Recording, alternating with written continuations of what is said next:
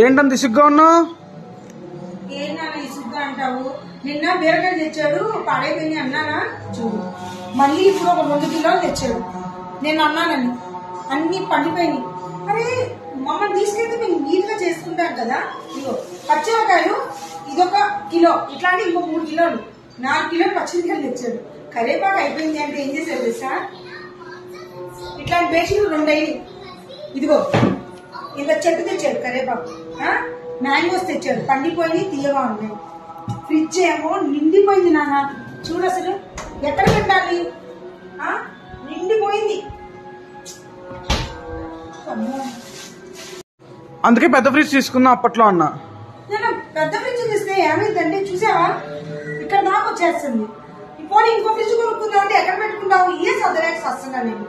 అయినా మనం తీసుకెళ్తే నేను నాకు కావాల్సింది తెచ్చుకుంటాను. ఇన్ని కూరలా అసలు ఏమోనయ్యా, నాకు చాలా ఇసుగా ఉంటుంది సద్దలేక ఇంట్లో.